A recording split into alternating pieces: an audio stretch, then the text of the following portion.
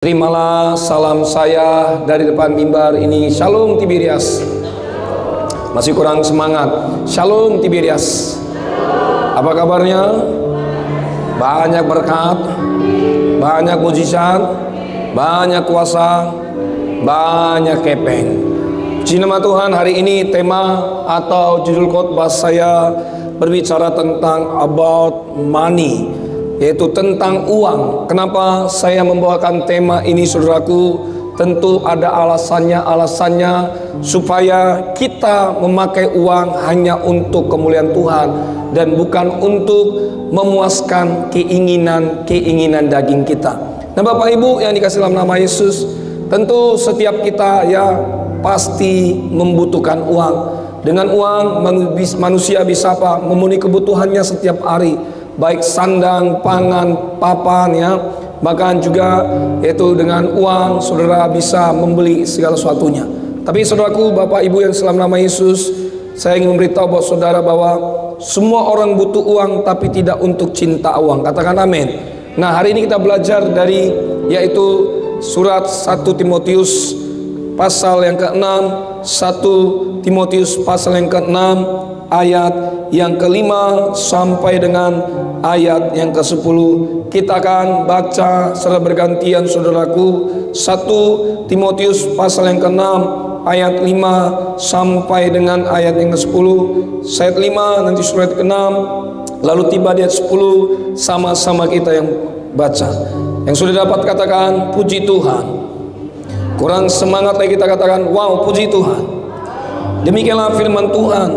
Percekcokan antara orang-orang yang tidak lagi berpikiran sehat dan yang kehilangan kebenaran, yang mengira ibadah itu adalah suatu sumber keuntungan. Bapak Vietnam.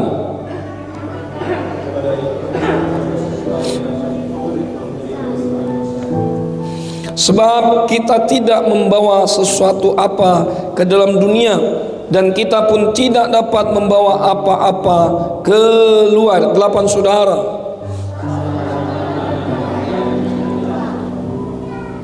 Tetapi mereka yang ingin kaya terjatuh ke dalam pencobaan, ke dalam jerat, dan ke dalam berbagai-bagai nafsu yang hampa dan yang mencelakakannya, yang menenggelamkan manusia ke dalam keruntuhan dan kebinasaan. Ayat 10 sama-sama kita baca 2, 3 ya. Karena akan segala kejahatan ialah cinta uang, sebab oleh memburu uanglah beberapa orang telah menyimpang dari iman dan menyiksa dirinya dengan berbagai-bagai duka. Saudaraku, akar dari segala kejahatan bukanlah kesombongan.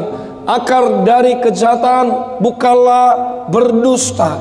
Akar dari segala kejahatan bukanlah mencuri. Akar dari segala kejahatan bukanlah perzinahan. Tetapi Alkitab Anda saya mengatakan jelas bahwa akar dari segala kejahatan, akar dari segala dosa adalah cinta uang.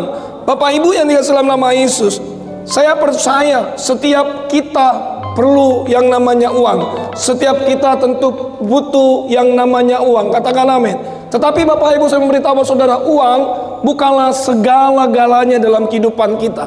Saya mencatat ada seorang teolog berkata bernama Charles Haddon, ya, Spurgeon. Dia berkata bahwa ya, jika Anda hidup untuk diri sendiri, untuk uang, untuk ketenaran, untuk kenyamanan atau untuk apapun, Kristus bukanlah raja Anda.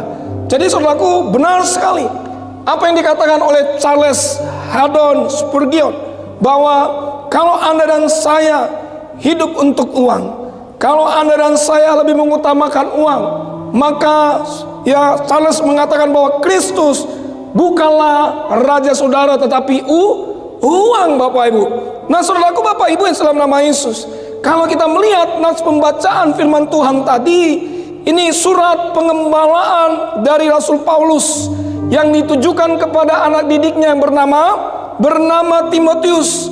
Paulus mengajarkan kepada anak didiknya Timotius bagaimana syarat untuk menjadi pemimpin gereja, bagaimana syarat untuk tidak cinta uang, Bapak Ibu. Nah, menarik sekali kita akan melihat ada tiga hal yang membuat Tuhan bilang cinta uang itu jahat. Yang pertama, ayat 5 sampai dengan ayat 8. Silakan, Pak. Ayat 5 sampai dengan 8. Percekcokan antara orang-orang yang tidak lagi berpikiran sehat dan yang kehilangan kebenaran, yang mengira ibadah itu adalah suatu sumber keuntungan. Memang ibadah itu kalau disertai rasa cukup memberikan keuntungan besar, sebab kita tidak membawa sesuatu apa ke dalam dunia, dan kita pun tidak dapat membawa apa-apa keluar yang dapat asal ada makanan dan pakaian cukuplah. Demikian.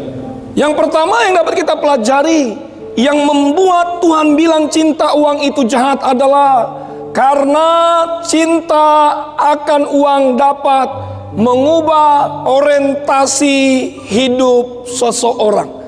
Paulus mengatakan kepada anak didiknya, asal ada makanan, asal ada pakaian, asal ada minuman, cukuplah itu.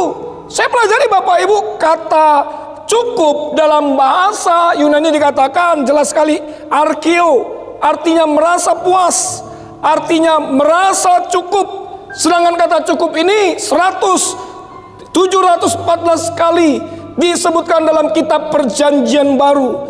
Nah, Bapak Ibu, rasa cukup memampukan seseorang untuk bersyukur kepada Tuhan. Rasa cukup, di balik rasa cukup kita, saya percaya ada kuasa yang besar. Rasa cukup, Bapak Ibu, menjauhkan Anda dan saya dari dosa. Nah, orang yang merasa dirinya tidak cukup dengan apa yang dia miliki akan membawa hidupnya kepada materialistis, akan bersifat kepada duniawi. Jadi orang-orang yang cinta uang membuat seseorang akan jatuh ke dalam dosa. Orang-orang yang cinta uang akan membuat hidupnya jauh dari hadapan Tuhan. Pak, Bu, sebab itu Bapak Ibu yang dalam nama Yesus, menjadi pertanyaan kita hari ini adalah apa orientasi saudara ketika saudara datang beribadah ke tempat ini? Apakah berkat? Apakah mujizat? Apakah kesembuhan? Apakah pemulihan? Kalau cuma saudara orientasinya mujizat berkat, saya percaya saudara bukan menjadi orang benarnya Kristus. Tetapi ketika saudara orientasinya kepada Kristus, fokusnya kepada Kristus, Alkitab Anda saya mengatakan, apapun yang kita minta, maka pasti akan diberikan. Saya melihat banyak karyanya orang Kristen, mohon maaf nih, mereka kalau beribadah orientasinya berkat dan mujizat. Saya bukan anti mujizat Bapak Ibu, saya justru suka mujizat Tuhan. Saya bukan anti berkat, saya bukan anti pemulihan. Tapi banyak orang Kristen tujuan orientasi beribadah hanya berkat dan mujizat. Itu salah dalam kehidupan kita. Yang paling utama kalau saudara mencari Tuhan beribadah, orientasi yang pertama adalah Yesus Kristus Tuhan kita. Katakan amin. Pak, Bu, jadikan orientasi saudara ketika beribadah Kristus, bukan berkat dan bukan mujizat. Amin. Saya mencatat Bapak Ibu, ada seorang teolog mengatakan, Michael Krauss, ya, seorang profesor di Yale School of Management, ya, dia seorang Amerika Serikat. Dia melakukan penelitian tahun 2008. Dia bilang begini, Bapak Ibu, ya, orang peduli tentang dampak uang terhadap masyarakat dan dampak dari harta dan status terhadap individu. Kekayaan menciptakan konteks sosial yang Anda hidupi sepanjang umur. Jadi Michael Krauss ingin memberikan penjelasan bahwa punya banyak uang bisa mengubah sifat seseorang. Betul? Punya banyak uang bisa mengubah sifat seseorang. Apalagi misalkan kalau nggak punya uang, Pak. Iya kan? Orang yang bisa tiba-tiba baik jadi jahat. Orang yang jahat bisa jadi tambah jahat, Pak. Pak, Bu, mari saya mengajak setiap kita hari ini, kalau saudara datang beribadah orientasinya kepada Kristus, maka saudara pulang pasti terima mujizat Tuhan. Amin. Iya. Orang dunia saja tahu, Pak, apa itu uang. Apalagi kita sebagai orang Kristen. Orang dunia saja ada lagunya, Pak. Ya, Kak? Sudah tahu lagunya? Hati senang walaupun tak punya uang. Oh, hati senang walaupun tak punya uang. Begini nasib, jadilah jangan kemana-mana, asalkan suka, tiada orang yang melarang. Hati senang walaupun tak punya uang. Hati senang walaupun tak punya uang. Iya, saudara kalau nggak punya uang senang saja mengucap syukur. Paulus bilang Bapak Ibu dalam Filipi, ya, cukupkanlah dirimu dengan keadaanmu. Paulus tahu